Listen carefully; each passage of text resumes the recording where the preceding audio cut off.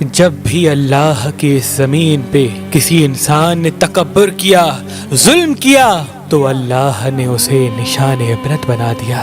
تو ویسے ہی حضرت موسیٰ علیہ السلام کے زمانے میں قوم قبط و امالک سے جو مصر کا بادشاہ بنا، جس کا نام ولید بن مصعب بن ریام تھا، جس کو پوری دنیا فرعون کے نام سے یاد کرتی ہے، وہ انسانوں پہ ظلم کرتا تھا اور جو لوگ غریب تھے ان کا حق کھاتا تھا، ان سے سخت مزدوریاں اور کم اجرت دیتا تھا، اور جو انسان اس کا غلام نہیں بنتا تھا اس کو قتل کر دیتا تھا۔ تبھی اللہ نے اپنے نبی موسیٰ علیہ السلام کو حکم دیا کہ اے موسیٰ، فرعون تک میرا پیغام پہنچاؤ کہ وہ انسانوں پہ ظلم نہ کرے، ورنہ اللہ کا عذاب ان کو لے ڈوبے گا۔ جب اللہ کے نبی نے اللہ کا پیغام فرعون کو دیا تو وہ مذاق اڑانے لگا اور کہنے لگا یہاں کا خدا میں ہوں اور میں کسی کے حکم کو نہیں مانتا۔ تو بس اللہ اپنی نشانیاں حضرت موسیٰ علیہ السلام کے توسط سے دکھاتا رہا،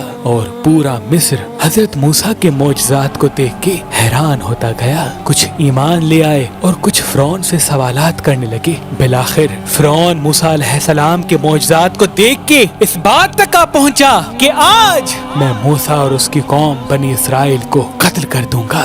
اللہ نے اپنے نبی موسیٰ علیہ السلام تک پیغام پہنچایا کہ اے موسیٰ، رات میں اپنی قوم کو لے کے اس شہر سے نکل جا۔ تو یوں حضرت موسیٰ علیہ السلام اپنی قوم بنی اسرائیل کو لے کے وہاں سے جانے لگے۔ اس بات کا علم جب فرعون کو ہوا تو وہ غضبناک ہو کے کہنے لگا کچھ بھی ہو جائے، موسیٰ اور اس کے ساتھیوں کو میں قتل کر کے ہی چھوڑوں گا۔ وہ اپنے جاہو جلال کے ساتھ بنی اسرائیل کو ڈھونڈنے لگا۔ بس آگے آگے اللہ کا نبی موسیٰ اپنی قوم کے ساتھ اور پیچھے پیچھے فرعون کا لشکر ان کو مارنے کے لیے آتا رہا۔ بالآخر بنی اسرائیل دریا تک پہنچے اور فرعون کا لشکر پیچھا کرتے کرتے ان کو دیکھنے لگا۔ جب بنی اسرائیل نے فرعون کے لشکر کو دیکھا تو حضرت موسیٰ سے کہنے لگے اے موسیٰ، تو نے ہمیں کہاں پھنسا دیا؟ اب پیچھے فرعون کا لشکر ہمیں مارنا چاہتا ہے اور آگے یہ دریا ہے۔ اللہ کے نبی حضرت موسیٰ علیہ السلام فرمانے لگے اے لوگو، گھبراؤ نہیں، اللہ ہمارے ساتھ ہے۔ یہ کبھی ہو ہی نہیں سکتا کہ فرعون اور اس کا لشکر ہمیں پکڑ لے۔ سب کہنے لگے اے موسیٰ، اب ہم آگے جائیں گے کیسے؟